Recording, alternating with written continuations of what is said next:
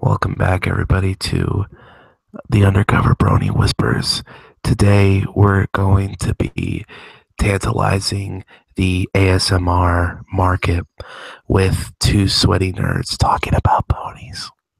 Indeed, let's do this. Man, that was my smooth jazz voice, Holmes. Also, I got a sweet microphone. This microphone shouldn't cut out in the middle of streams, which is very annoying. This is honestly one of my favorite things we do during this. I can tell you my three favorite things about reviewing the show. One is just reviewing the show. Two is when we review a bad episode because I love any excuse to shout -5 stars. I love the retrospectives because it's great to look back on a season, no matter how good or great or mediocre it was, and just be like, man, look how smart I'm pretending to pretend I am. Without being an analyst. That's perfect. Because here at the Undercover Brony, we give opinions, not opinionated facts. I don't know. Something like that. I don't know. Put it on a T-shirt or put the Undercover Brony and smash whatever. So, our whole thing, our whole final smash, would you doing -5 stars, and it's a bunch of horseshoes projecting out of your mouth. Yeah, and it does like maximum damage. It's an AOE move, so as long as you jump, you'll be okay. I don't know. If honestly, season 7, for the most part, I feel like a lot of people thought seasons 4, 5, and even 6 were kind of mixed bags. But I thought those seasons were all pretty good. I thought season 7 was pretty consistently entertaining. It didn't have like a big start, it didn't have like a 2-part epic thing and stuff. Didn't really change status quo too much. But it started off okay, and it definitely had more ups and downs. That's what I could say about it. I feel like in terms of the season itself, feels very much like season 4. I was going to say that. In its way, in the way it portrays itself. It's weird. It seems like since we've been reviewing this since season 4, the way I've seen it is the even seasons are really, really good. The odd seasons are really good too, but they're good in different ways. And this one felt the most like season 4 to me. But we'll be getting into that with the scores. But let's talk about how it's transitioned. I like how it was a direct continuation of season 6, as in not just a random element going in. It's literally the first episode is a continuation of the season 6 finale. And now having season 7 with all its world building at the finale, we're able to really branch off to better stories now. And they had a season story arc that we didn't even know about up until the very end. Yeah, which I gotta admit, I think some people probably saw it coming, maybe, but I think the way they did that was really well done. I mean, I think it became pretty obvious what they were doing after the episode right before the finale episodes with that little bit where Sunburst has the book, but I had no idea that they were originally going to do a whole, oh yeah, all those old folk legend dudes, yeah, they were Star Swirl Squad back in the day, including Mage Meadowbrook, that was tantalized back in season 5. Oh, dude, the Pony of Shadows was brought up back in the third episode, technically second episode of season 4. So, some people were like, oh, they're just reaching. I'm like, dude, they are building the shit out of this world, and it's awesome. Indeed. It's so awesome. It's dangerous. It's so dangerous. It's rock and roll. It's so it's almost more rock and roll than rock and roll. I'm just going to say, if you want to go dangerous, we got to call in Darkwing Duck for Darkwing Duck! So, let's get dangerous. But yeah, this season was a very good world building and understand, The way I saw it was this season just built upon everything that had come before it and kind of just exploded it into bigger and better stories. Like season 4 did. I think season 4 is a very underrated season. I agree. Honestly, because I mean that's the first season we go to Manhattan, and season 4 was really the first episode we really went anywhere outside of just Ponyville or Canterlot, and partially because I think the creators were getting sick of everyone talking about Appaloosa. So because for some reason they refused to go back to Appaloosa and bring Except for one episode. yeah, and bring up little Strongheart again. Because, okay, can I ask a pragmatic question at this point? Why does the show forget about the Buffaloes? I don't know. But what I do That's know is that's that one of the best episodes of season 1, damn it. what I do know, though, is that Little Strongheart was freaking adorable. Little Strongheart was awesome. I want to see her again. They've brought in everybody else back. Bring her back or put her in Smash. I don't care. Nah, you could put her in PlayStation All-Stars. There you go. So, man, PlayStation All-Stars could have been awesome, but PlayStation was like, hey, let's make our own Smash Brothers, but let's not have some of the rights to some of our own stuff a la Marvel. And, let's just not put them, let's hype up some DLC that we're only going to release half of and then just cancel the game. Thanks, Sony. Yeah. So, let's talk about where these episodes fall. How's that sound? Yeah. I'm just spoiler alert. If you don't know what number 1 is, which I guarantee you is going to be everyone's number 1, except that one contrarian analyst that we probably don't know if but probably exists. That's going to be like, actually, no, we know what number 1 is. So let's work our way from. Do we want to do it the traditional way and go bottom to top? Yes, I would say that. Now, there is 14 places for these, and I do have a spreadsheet in front of me. That's why my face is a little more, brightened. But we have 14 places, and I believe we had 4 or 6 ties in this. So we'll get to those when we get to those, though. To be honest with you, sometimes the reason why I give episodes weird scores is because ever since season 4, we've had each of these seasons have had 26 episodes, but there's only usually like 14 or 15 spots. Something like that. Yeah. So at number 14 with a 65% out of 100. I thought you were about to say a 65-way tie. Was Flurry of Emotions. I know this episode was mostly me, and I feel like I'm one of the only people that felt the way they did about this episode. I thought Flurry Heart was being a little bastard in this episode. And my thing was, she seemed a little bit weird for a baby character. Well, as we all know, the homie DWK, he keeps making her out to be Satan, so maybe that's what you're feeling. You're feeling Satan. Yeah, and what's funny is his whole thing, all his thumbnails are sexual. So the one that he chose was the one where there is milk dripping on Twilight's face. I mean, they were just handing it to him at that point, dude, honestly. Oh yeah. I even looked over because I always look at how the clock makes for the episodes just to see how funny they can be. Yeah. And there's one where it's literally Spike, shooting onto Twilight. I'm just like, wow, that is so stupid. Man, I gotta tell you this though. This is the weakest episode for me out of season 7.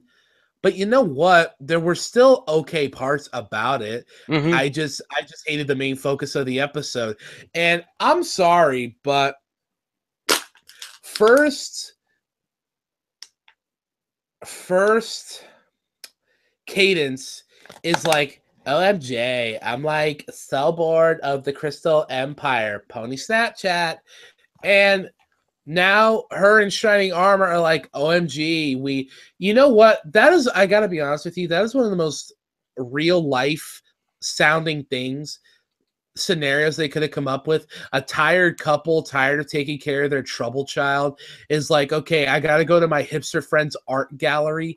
I'm talking California talk. You would be surprised how daily that would happen. Okay, so I know exactly what you mean. it got extra points for that. In total, it was what, 2 minutes? 2 minutes of realism. And at least it had a Ferris Bueller's Day Off reference. I mean, I get the moral of the episode was basically don't yell at your kids, which raising kids is a tricky thing because first off, you never know how your kid's gonna pop out, and second, I am against, spanking, hitting, belts, backhand, ring finger, all of that. But at the same time, there needs to be a balance of being stern with your kids. I don't believe like the whole, put the fear of God into them or fear of the dad or whatever and stuff like that. But at the same time, you can't have an episode where Flurry Heart is being a douche and Twilight gets fed up and frustrated and make Twilight out to be the bad guy when I know I'm going on about this. I'm sorry. But two things. When one, Shining Armor and Cadence, it feels like aren't good parents, and because one's tired of ruling her kingdom, and I mean Shining Armor's the better parent because he was ready to go to war with the Changelings again, just to protect them. But the second thing is you can't have Twilight have justified frustration, but then try to spin it around that it's Twilight's fault to tell a tired old moral of, oh, Twilight overbooked herself. She should learn to relax. No, Twilight can relax. Twilight can do stuff. But she had an established schedule for that day with important commitments. One was for the school, one was to do stuff, one was to do a George Bush and read to some kindergartners. Are you seriously telling me that she's the bad guy for not putting that on hold because her brother and sister-in-law were like, we need to go check out John Lennon and Yoko Ono's screaming art gallery on chairs or whatever? No, friendship is. Who wrote that episode? I don't know. It doesn't matter who wrote that episode because no. I say no. We are the soldiers that say no. We both gave it a 6.5. Let's just put it at that. Oh, man. I talked about it like I gave it a 5. In 13th place. But really quick, I'm not going to give it a 5 because that would mean I gave it a lower score than Three's a Crowd. And that is -5 stars. True. In 13th place with a 69% out of 100. Yeah. We have Not Asking for Trouble. If it was only Hard to Say Anything, because those two actually mixed up on me. This one is the Pinkie Pie Prince Rutherford one. If it was the other way around with the Big Mac and Sugar Bell one, this would have been perfect. Yeah, that was... Damn. But no, at 13th place, you said it was the Yak episode? Yeah. I'm going to be honest with you. And this season felt like it went by so long and I think that's partially because the scheduling was really weird. But season 7 just for me felt like it lasted a long time. I'm going to tell you this though. I think I can remember every episode in this season. Like if you gave me a short description, I could be like, oh yeah, and I could tell you something from that episode. I forgot about this episode completely until right now. I completely forgot. I agree. It was one of those really weird ones that Pinkie Pie was written well.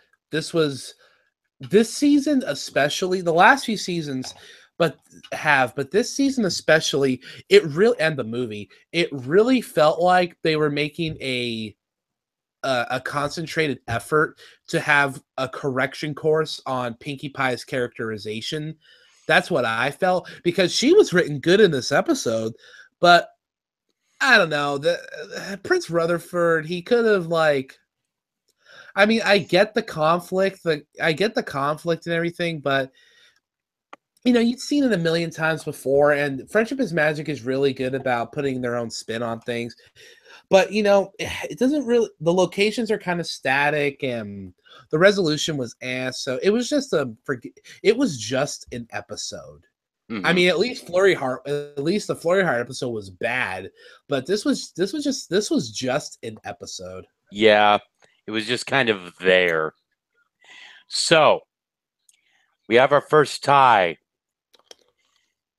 In 12th place, both with a score of 70% out of 100. We have Honest Apple and Daring Done. Well, first off, I want to tell you this right now. Honest Apple was a way better episode, but I liked that episode because it had the guts to be like, okay, we're 7 seasons in. We don't need to give one of our main characters an extended origin story before her other origin story. But screw it, let's do it anyway. And it was a pretty good episode. I can't remember what I gave it, but I can find out for you. Hold on. Okay. You gave it an 8, and I gave it a 6. I really didn't like this episode. Okay, well, first I'm going to tell you why you're wrong, and then you're going to tell me why you think I'm wrong. So I'm kidding. So, but yeah, no, I like. It's always that. You always, ever since the Rogue One review on my channel, you've been nonstop. I'm right, you're wrong. Bro, have you literally never watched any of our reviews ever? That's my that's my character development, okay? Okay, no, I'm just saying. I just find that really funny. But no, so because Rogue One was, I'm not gonna do this with you right now. So no, Honest Apple was great because it was like, okay, let's take a super established character that we're gonna establish later, and let's put an interesting, fun little spin on it. Give you these alternate character interpretations, and on the whole, just make it a. I feel like if you watch this episode back to back with a perfect pair, I really feel like it would flow up really well. Like, I guess it doesn't matter what order you watch them in, although I guess the events of Honest Apple happened first. The point I'm trying to get at is I thought it was great. So what didn't you like about it? It just felt like it was just boring to me. Because it felt like, okay, like she wanted to be honest and she became too honest. And it's like, okay, what else do you have to say about that? No, instead of just seeing that emo chick constantly sew on and take off buttons like a freaking Final Fantasy character designer. You like Tetsuya Nomura? Yeah, when he did the Batman where it's like zippers and lines everywhere. Oh my god! You know what? I would have bought that though. But come on, the Big Mac character interpretation was kind of cool though. It was kind of funny. Yeah, it was one note. And Rarity doing that one thing where she takes the guitar, the acoustic 2-string, and she's just like that was great. But yeah, that's the best. That's the best part of the episode. And considering she has punk rock hair later in the season, I want her to do that with the punk rock hair. I'm just saying. 3 chord. There's a term for punk rock called 3 chords in the truth because that's all you need. Well, in this case, it'd be three chords in the hoof. You know what? I'm an idiot. This whole time, I thought we were talking about the episode where it talks about why Applejack doesn't lie anymore. What? Remember the flashback episode with Applejack where it was like where she's where the apple lies? Yeah, that was this season. Last season. Oh my god, I'm a retard. I'm talking about where Rarity has the fashion where show. Rarity has the. Well, yeah. My point still stands. This was a fun episode, and it's one of DWK's best videos. Oh, absolutely. That was great though. It's like the only thing stronger than my guitar autism is my waifu faggotry. Although the best line he ever did though was during Top Bolt when he's just like, her secret Wonderbolt name is Swallow Fire. And I'm gonna point one thing out too, just to redeem myself for looking like an idiot for 5 minutes. I like the moral of the episode because it was very. I like that it was very poignant about the whole. Hey, man, your subjectivity is someone else's objectivity, and that's not cool. Although, considering you're a Republican, I get why you wouldn't like that message. So, Oh, and that joke is the only political joke we will make in this video. So, yeah. Let's move on to the next. Well, what about Daring Dunn? What about Daring Dunn? You know what? It set up the Egyptian character who was really cool. I can't remember her name, and I hate it. I'm sorry, but Sunambula is freaking awesome. Yeah, no, she's awesome. She needs to be the female version in Assassin's Creed Origins. Like, seriously. Honestly, if this episode probably wasn't written like a year or whatever in advance, I seriously would have thought this episode was just the DHX crew being really hyped about Assassin's Creed Origins.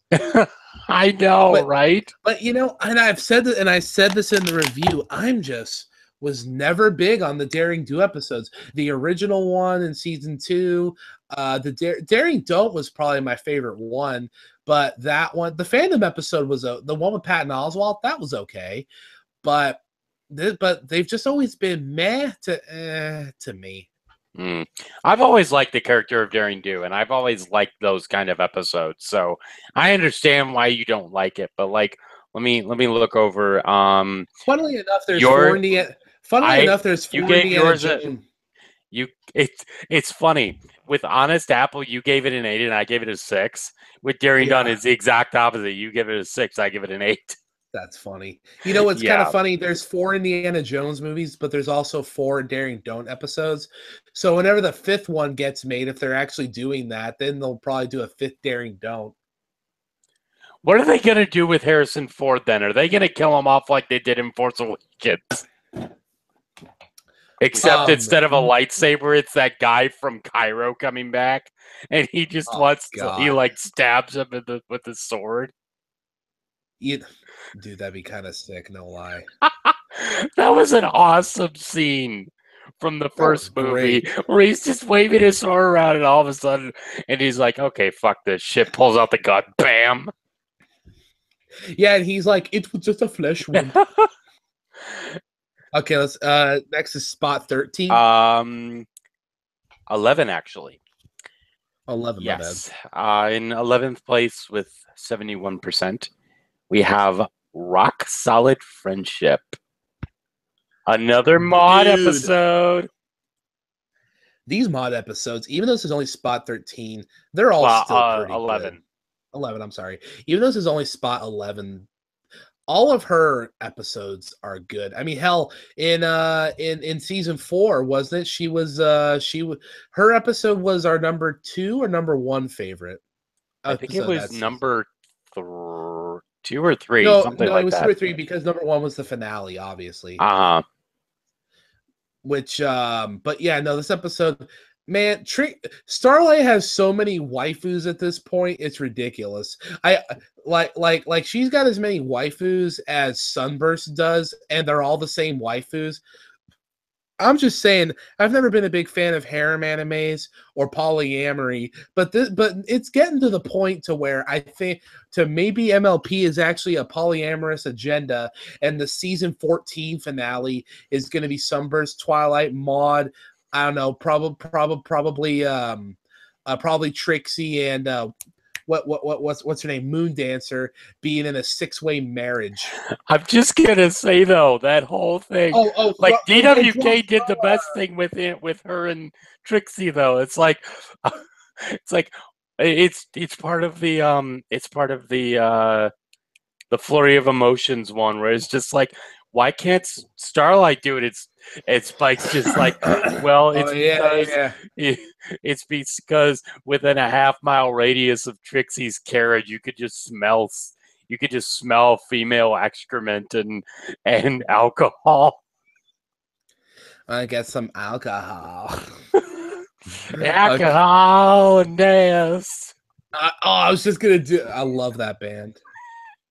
But yeah, this was interesting mainly because like you couldn't be me, but even if you wanted to. but the best one that they had, the best like ship picture that I've seen with Starlight and Trixie is where Trixie's like backed up to her carriage and she's just like, but Trixie's straight, and you you see Starlight going, so is spaghetti before it gets hot and wet. Oh my god, I forgot about that. Okay, what's number 10? Let's see. Number 10, we have another tie, a three-way tie, all with the 75. We have Celestial Advice, All Bottled Up, and Hard to Say Anything. You know, those are all interesting choices because those first two are the ones that open the episode, the season, and they were all pretty solid. I think Bottled Up is a little better than that episode almost, but Hard to Say Anything. Oh, what was that? That was the episode with what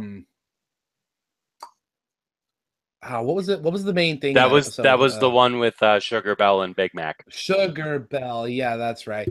You know, my opinion on those episodes literally that and goes, the Justin Bieber pony. Yeah, my opinion on that episode, on all three of those episodes, literally in the order you said it, literally goes,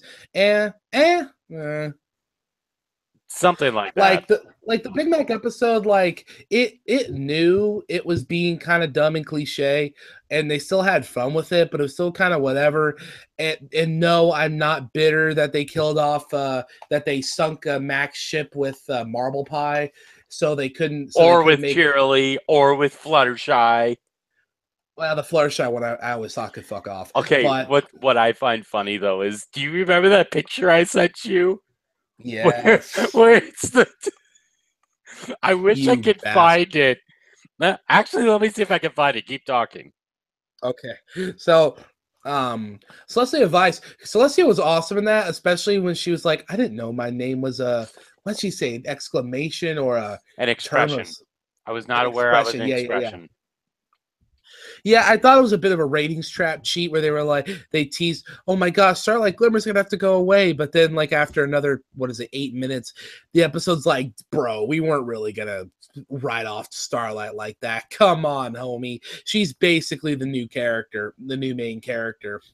All Balled Up was great because it just reaffirms my belief that Trixie and Starlight are in love, and it's like a healthfully dysfunctional relationship, and it's great and it's perfect.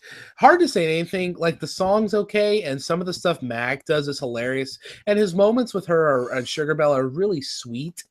But I think my thing is she just kind of comes out of nowhere. She's not brought up again, so there was no long lasting effects. But yeah, it was yeah, I guess solid's the word to describe all those episodes. Real solid.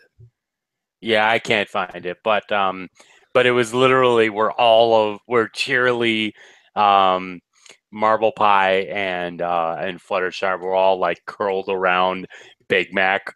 Like, one of them has a gun. It was super hysterical. One of them has a gun. But anyway, I have to say that Hard to Say Anything was kind of interesting. That the Justin Bieber pony can just fuck off. I don't know what I thought. That dude was hilarious. Better than the actual Justin Bieber, am I right? Heyo. So, All Bottled Up was kind of interesting. I did see it again very recently. I'm just like, bottling up your anger like that. Yeah, that sounds like something Starlight would do. I liked the effect of the anger. It looked like anger. Oh yeah, definitely.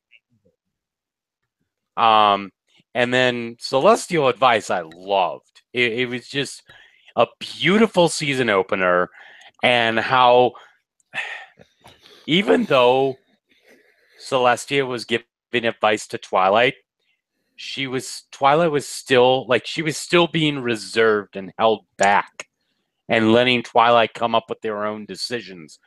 like a good teacher should for an adult learner like that. And that is absolutely great. Just her characterization was spot on.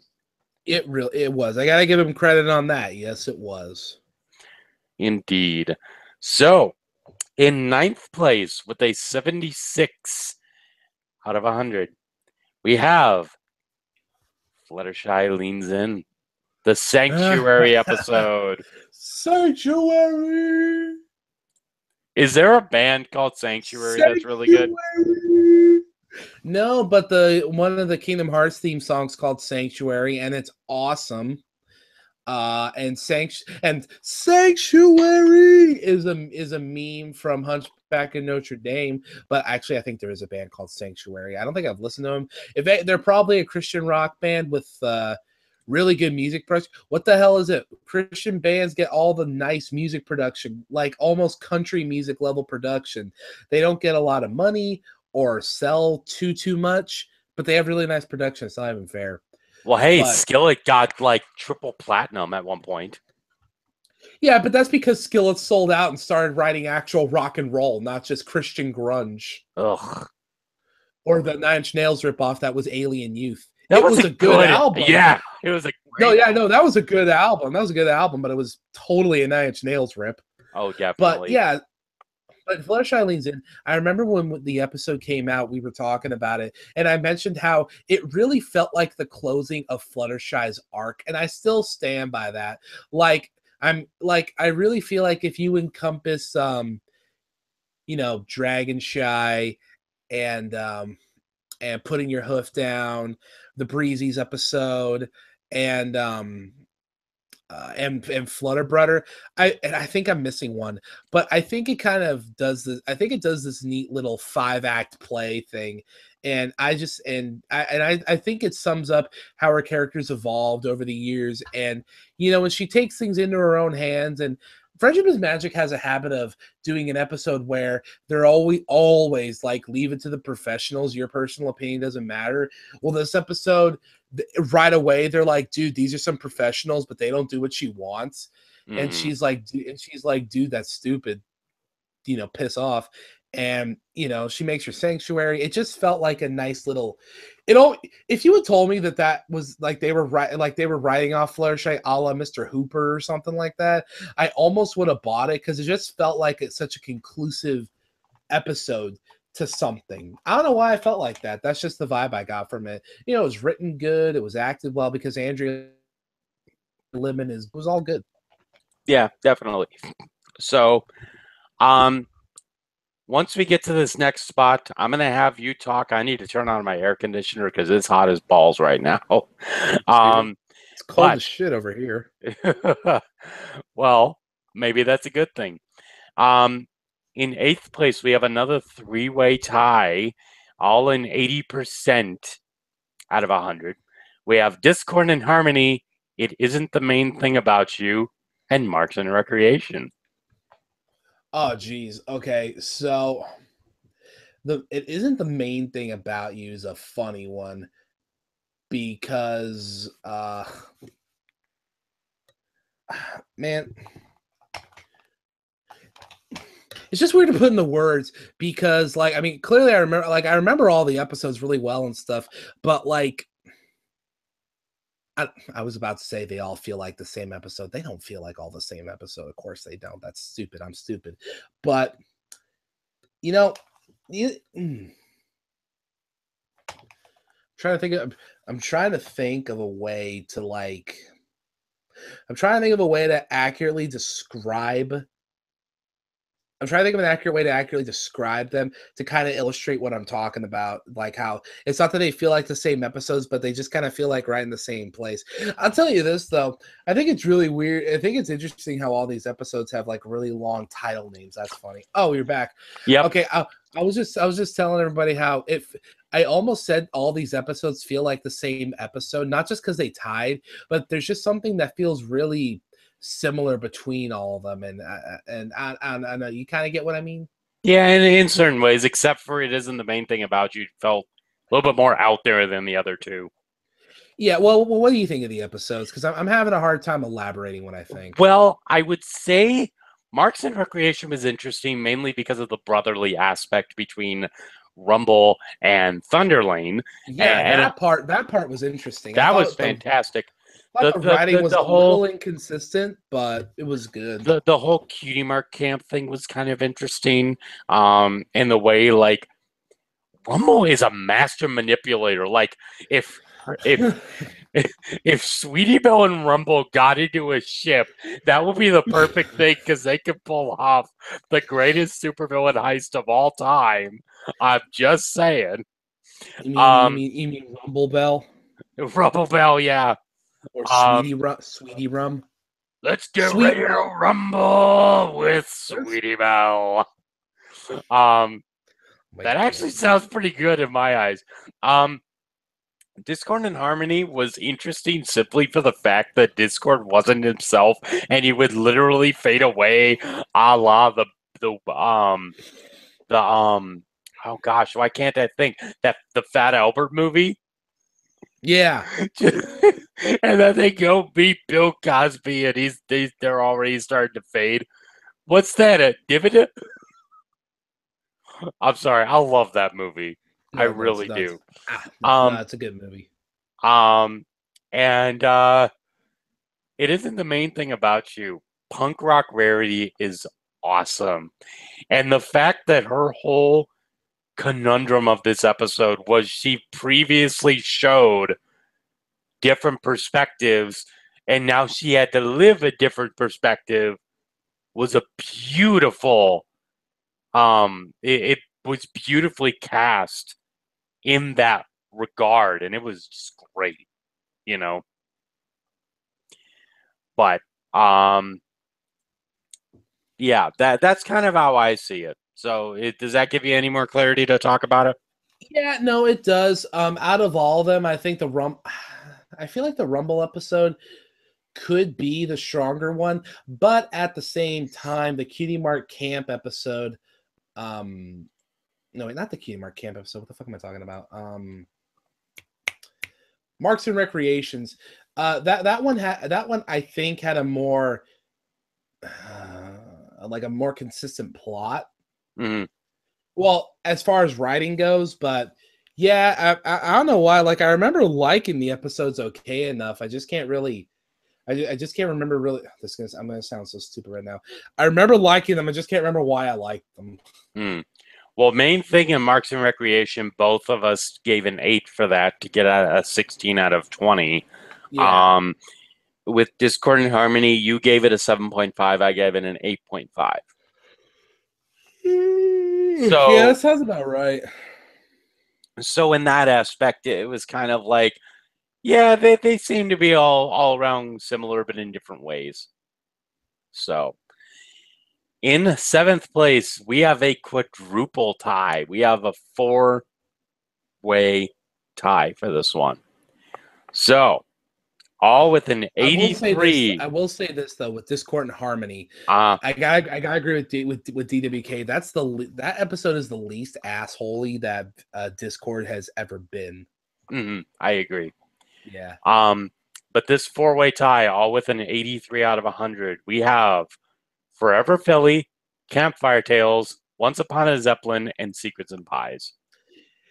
Once Upon a Zeppelin is just ridiculous. Secrets and Pies is super ridiculous. The Campfire episode was important to the plot subtly, and what was the other one? Forever Philly. Yeah, that was the one with Rarity's midlife crisis, right? Yes, with Sweetie Belle. That episode was just kind of sad. Like, not like make you want to cry sad. It was just sad.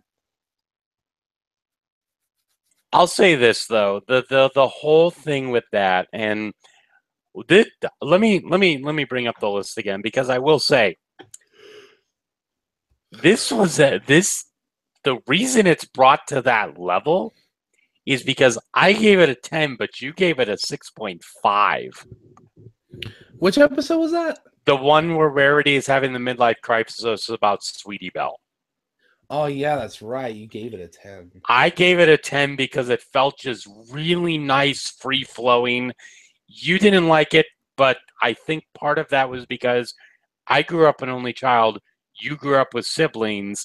So you Yeah, understand if the I had conflict. acted like Sweet Bill at all this episode, I would have been locked in the closet. Really? Well, or I at least would have been fish hooked. You know what fish hooked is? Not really, actually. That's what someone takes their finger and jams it into your collarbone. Ooh. Yeah, that's not nice. Especially with Aaron Rodgers out for a collarbone, I don't want to think about being fish hooked. I keep forgetting to text you at random and just be like, sorry for your loss. What is with the Packers game these last few weeks? We were able to beat the Chiefs, and we like never beat the Chiefs. I know. They're arguably our biggest rival, but you know, that Bay Area thing with them and the Niners will never go well, it will go away because we're moving to Las Vegas. I think the main thing with that, though, is the fact that we have a hard time getting together as a team when Rodgers is out rather than when he's in. That was actually kind of our problem when Derek Carr got injured. Mm. Man, Al Davis worked hard for 30 years to try and get Oakland a new freshly built stadium, not some old one from like 1924. But then Mark Davis screws that all up. And do you know one of the reasons why we're for sure moving to Las Vegas? He pissed off the city of Oakland, and the mayor basically kicked us out. Oh boy! But let's get back to Pouties. We're the only reason that city makes any money. Yeah. It's sad. Okay, I'm sorry. What's the next? Let's go to something more positive. What? Not football. Secrets of Pies was really interesting just for the fact the tension building between Pinky and Nash was just freaking hysterical. Once Upon a Zeppelin, it was. They need to have Josh Hamilton write more episodes because he was great. Indeed. Let's see. Once Upon a Zeppelin was interesting just for the fact that Iron Will was just trying to get under Twilight's skin the entire time, and it was freaking hysterical. So both of those had to deal with tension. Campfire Tales was interesting just because it was showing all these different characters, and it was good world-building episode. And Forever Philly, we already talked about. I liked it. You didn't so much. So, yeah. Yeah, no, I'll agree with that. I just really like the writing of the the Lies and Pies episode. That was great, and the camping episode was great build up. All those episodes were really good, for one reason or another. Maybe not the whole package, but for one reason or another. So, in 6th place with an 86, we have Parental Guidance. OMG. Bo Hottup and Windy Whistles. I gotta agree with DWK with this one. Windy Whistles is a total MILF. I gotta quote DWK with this. You guys are sucking me out so hard, it's practically incest at this point. DWK is the greatest personality on YouTube. That man deserves a medal, a silver button, a gold button, a platinum button, and just a happy life because I have a feeling he has some demons. Yeah, he probably has some deep, crazy insecurities, or it's just what or it could just be when he's drunk. Maybe he just drinks a lot. Yeah, exactly. Like he was talking about why he didn't like. When he was stating why he didn't like Discord, his whole thing was like, most of my paycheck just goes to buying beer and consuming it. So like most of my day is either drinking beer or sleeping. Oh man, that's such a sad existence, but it sounds like a comfortable one. Gotta give him that. I'm just saying, and again, we're sucking him off so much it's practically incest. We're not related. Well, I might be related to him. I don't know. Apparently, I think he lives in California. Oh my gosh, that'd be really cool.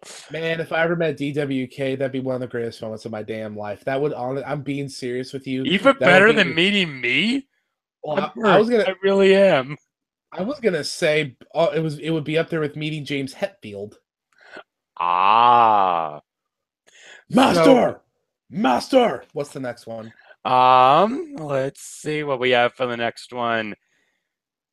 Oh boy. Oh god. Do I need to break out in 5th place with an 88 out of 100? We have triple threat in Fame and Misfortune. Oh my god. The fact this season, I have to say, is just This so season, fucking this- meta. This season took the meta and kicked it in the balls, okay? The Mm. balls are gone. MLP's meta is now a eunuch. Indeed. Triple Threat and Fame and Misfortune are insane, okay? Fame and Misfortune. Here's the thing. I think I've talked to. Which I think last M.A. Larson episode, may you rest in peace with being a writer on this show. You don't understand, dude. I swear to God, I have had literal conversations with other people in this fandom that have gone down just like conversations that went down in Fame and Misfortune. Are Applejack and Vicky Pie related or what? I know I've yelled that before. And Triple Threat, I mean, well, okay, what do you think on Triple Threat? I like the way you explain this one. Okay, Triple Threat was so interesting simply for the fact that you had Thorax and Ember and Spike thinking they would hate each other. Just the sheer fact of, okay, like, I love Ember. I love Ember. Where Ember says Starlight and Twilight look just like each other. I'm talking, you don't understand. I'm talking like top 10 anime scenes. Like, that was great. It's like that one like compilation video where it's one anime character saying coffee and the other one saying green tea. Yeah. But the whole thing with Triple Threat was Thorax doesn't know how to lead well, and Ember doesn't know how to tone it down. So they're able to help each other find that middle ground by falling in love. And the whole thing, the thing at the end with Ember just like, I feel upset. The fact that she eats Twilight's castle earlier in the episode. She eats Twilight's house. And can't bring herself to say an emotion. It's just hysterical. Like, she's so tsundere, but it's awesome. Oh yeah, totally. That's why. That's why whenever you see. Oh, go on. That's why whenever you see like pictures of Spike hugging Ember, you always see her with that really kind of cute little blush and her kind of with that weird crooked smile because she is a Toto tsundere. Oh yeah, I'm talking like Larkseen Weiss Schnee and Oscar Langley. Sorry, you better start taking notes. And all three of them. Hashtag top 10 anime waifus. And I'm guessing Ember's in the top 10 as well. I mean, definitely DWK's top 10. Oh yeah. And Thorax, just for the fact, like his thing at one of his first slides is like, yeah, I haven't been sleeping well. I've had indigestion. I'm like, what are you, pregnant or something, bro? Well, considering that he has the stress levels from his brother, which we'll get to in a little bit here, it kind of makes sense. Oh my god, I'm just remembering the changelings invent Tumblr. Oh boy. Okay, what's next? Well, we have a 3-way tie. God damn it. I know. I swear to God, just even if I don't mean it, I'm gonna just start giving episodes 2s. In 4th place, which it's funny you mentioned the brother episode, with a 93 out of 100, we have To Change a Changeling, A Health of Information, and Uncommon Bond. Okay, my headphones popped out, but I caught the episodes. Okay, so we have the one where the changelings create Tumblr. And they And have their full on, like, they have their full on, come and meditate with us. Like a sometimes I total feel peace clan. sometimes I feel green, sometimes I feel blue. And I'm just like, did you just assume his color? Oh my god. My god, it's great. I'm gonna be honest with you right now. I know people under those I know people and I have in my family people under those LGBT whatever. They keep adding more letters and symbols to the LGBTQ thing, which I found out originally it's actually GLBT, but apparently the feminists got pissed and that's why the L is before the G. Like I'm not even kidding. Apparently that's what it was. But I gotta tell you, Well, considering lesbianism and feminism are pretty, like, interchangeable at this point. Unfortunately, yeah. But I'm telling you, I've shown some of those people that I know and some of my family this episode and that part, and they, oh my god, they thought it was hilarious. They were thinking the same thing. Yeah, it was great. Well, sometimes I feel like a brony, sometimes I feel like a metalhead. I know, right? Sometimes I feel like a nerd, sometimes I feel like an otaku. Okay, So, but yeah, the other ones. the other ones being Health of Information, Uncommon Bond. Let's talk about Uncommon Bond first because I have Yeah, a lot to say please about Health of Information. go. Uncommon Bond is interesting because, again, it's one of those episodes that hit you in the fucking gut. It Yeah. does not stop with the blowback until you are almost done with the freaking episode. And Health of Information. Now, a little backstory about this, and we probably said this in the review as well, but Probably, this but just in case. this was an episode where we were actually chatting with each other while the episode was going. Yeah. And it was very interesting to see each other's reactions because your whole thing was, hey, dude, they're going to have a really big part up here. I want you to see it. And then I hear the words Mage Meadowbrook. I'm just like, Mage fucking Meadowbrook.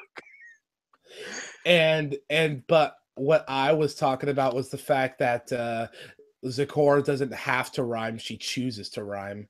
Oh, yeah. Yeah,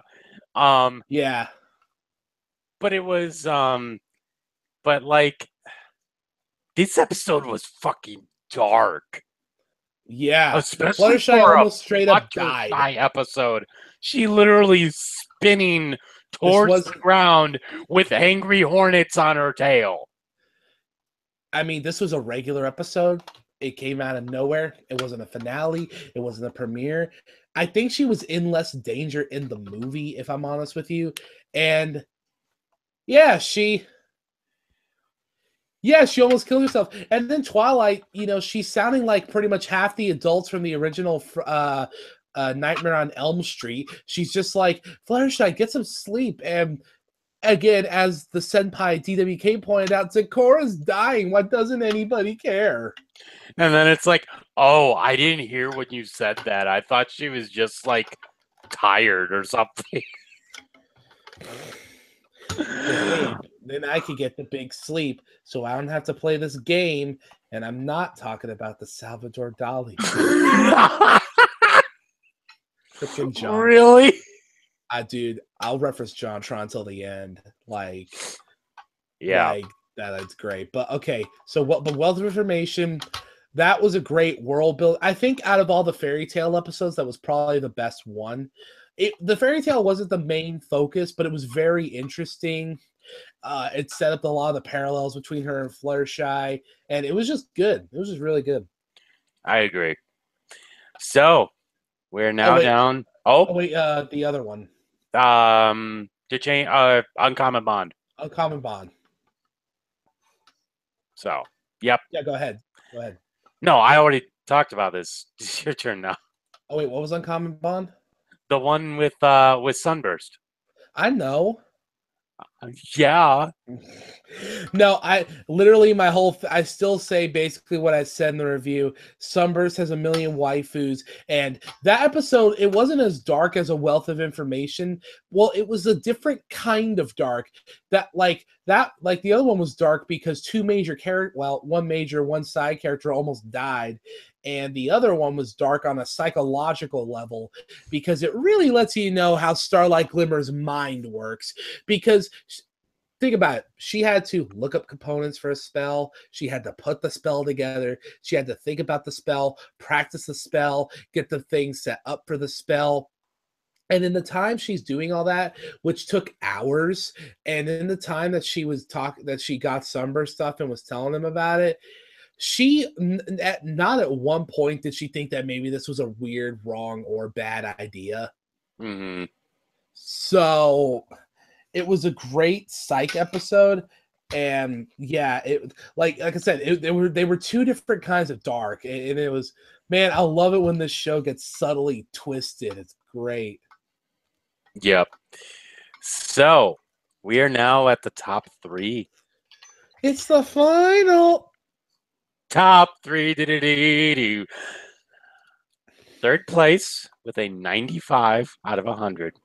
You know, We have Shadow Play, the finale. Yeah, boy. I think it's like the first time since we've done this that a finale has not made the #1 spot. No, actually, same thing with season 5 because the finale of season 5 sucked. Oh yeah, it did, didn't it? The first half was really good. Like the first episode was really good. Yeah, and then the here's my sad and tragic backstory. Please put me in Sonic Forces. Oh my god. Original OC, don't steal. Okay, so Shadow Play was great from beginning to end. It was great. From the first shot to the last shot. It was great. I love Star Swirl. I love seeing all the ponies of old again. The Shadow Pony was a great villain. I loved I loved everything about this episode. It was great. Indeed. This episode was interesting simply for the fact that, again, it's the season finale, and we have Star Swirl the Bearded finally in and talk about dispelling all those rumors about Discord being him or that he was just a random unicorn. No, he was in limbo this whole time. Yeah, no, that's great. Man, I love each season. They just keep finding up new ways to shake up the status quo. I love it. Holy crap, I just realized something. What? What if in limbo, because you know how the Pony of Shadows has tendrils? Yeah.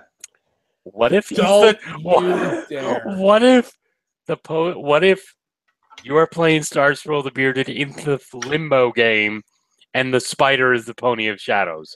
Oh wait, never mind. You went in a completely opposite direction. I thought you were going with that. What? You were thinking I was gonna say that I've seen enough hentai, I didn't know where this is going. I mean, considering that you thought that that's what I thought, that also tells me that your mind went there at some point. You just didn't want to make the joke. Pretty much. But yeah, that would be kind of interesting. No, actually that would be kind of cool. And also the fact that we had the sirens in there for a couple brief seconds. The sirens had screen time on TV. They are coming back probably.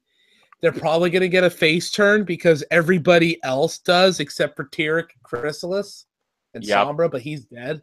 Yep.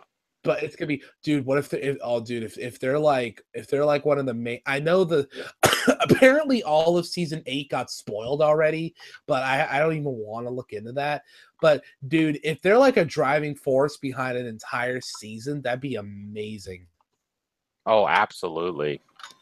So, in second place, number 2,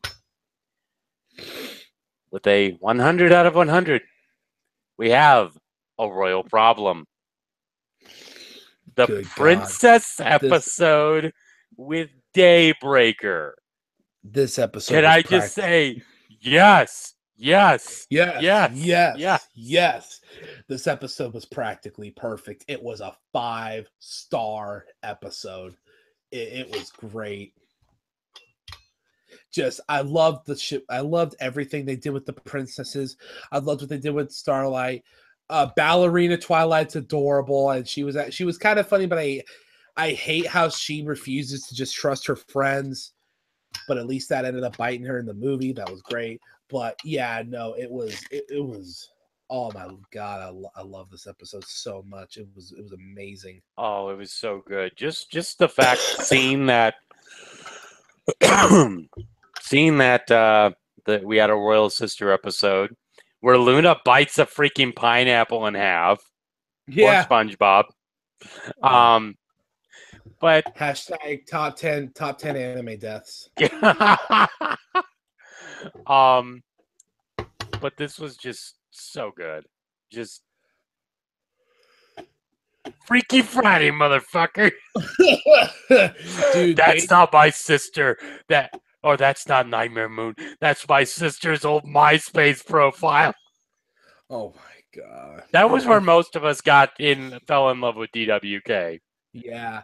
Dude, that's not a bear. That's my brother. I don't know if anyone remembers that movie, but it was a Disney movie. It was a movie Disney did back in the day. It was Brother Bear? No, not Brother Bear. Well, it had a bear, but it was a live action movie about this family that adopts this talking bear. And then there's an end scene where he's like in the Battle of the Bands. And this one dude's like, dude, that bear's rocking. And he's like, that's not a bear. That's my brother. They're all like, yeah. I don't know why that always stuck with me because it's just it's just so ridiculous. It's like, yeah, my family adopted this bear. Oh, by the way, that's my brother freaking doing Kirk Hammett guitar solos in reverse. That's my brother. But yeah, no, this episode was perfect. And yes, it was definitely one of DWK's shining moments. Oh, absolutely. Whenever I show someone DWK, I show them that episode.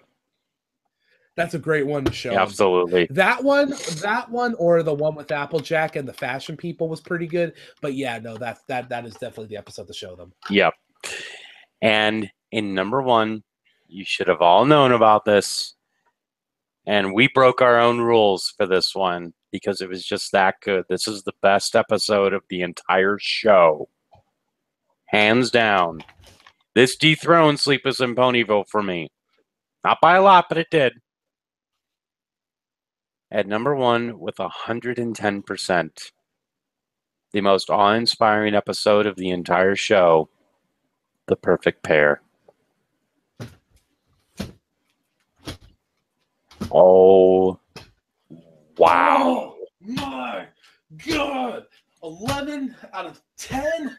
6-star match at the Tokyo Dome with what's his face Okada and Kenny Omega. Door to light, door to darkness, bring balance to the Force Hail. Half-Life 3 confirmed. Oh.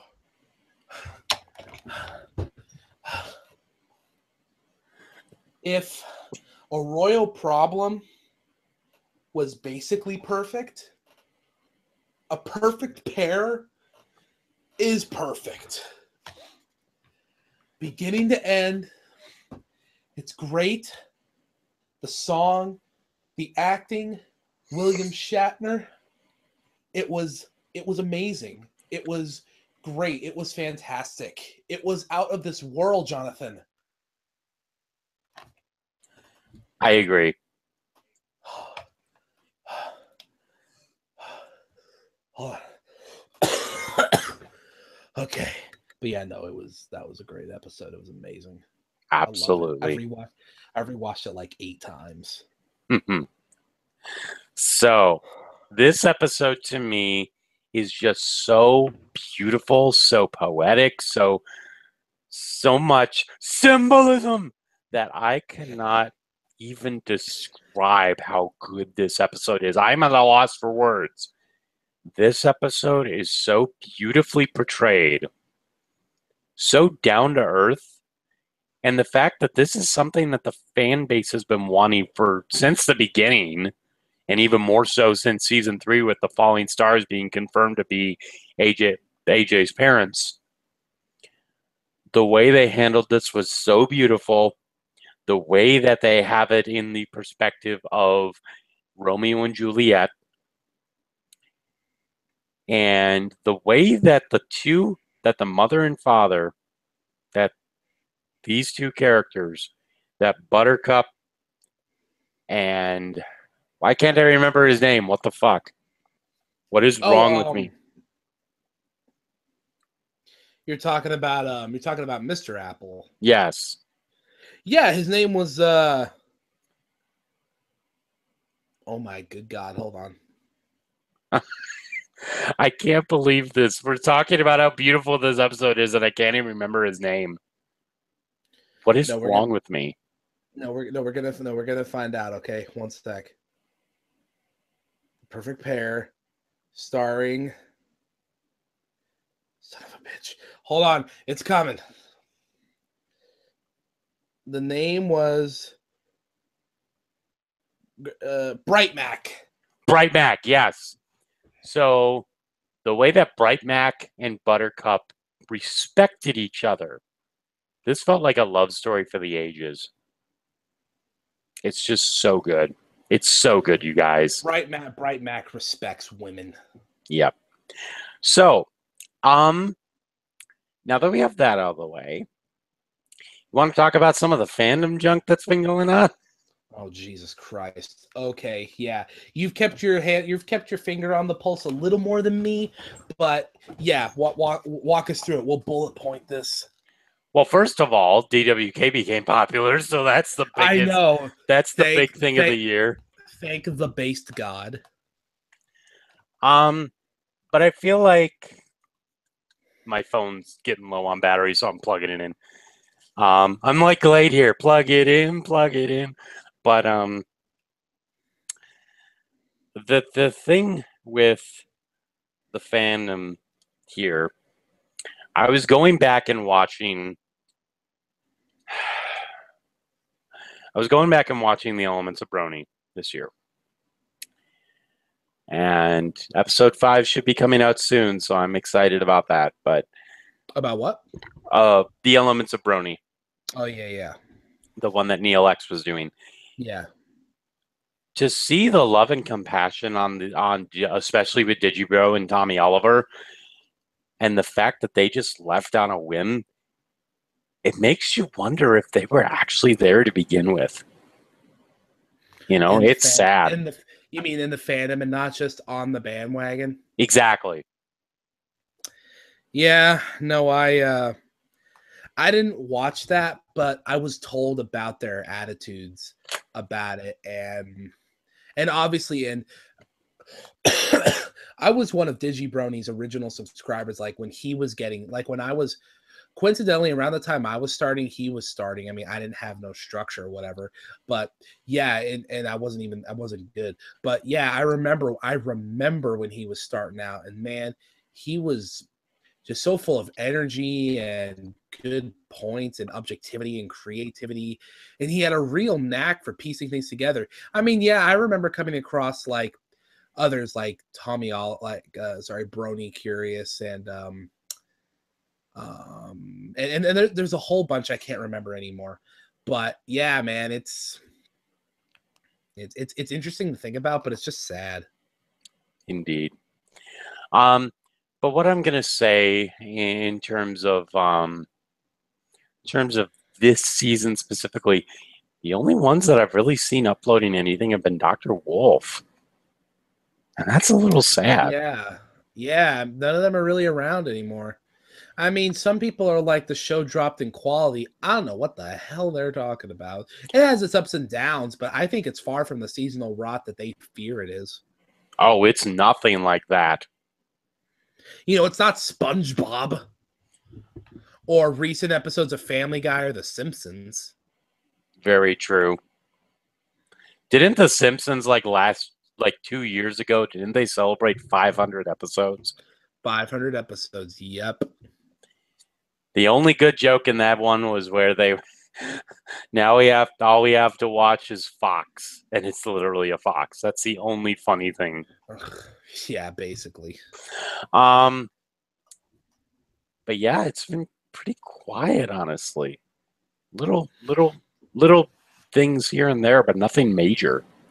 Oh, I heard that Hasbro signed a 5-year deal with I think Sony or whatever, or Discovery for future movies.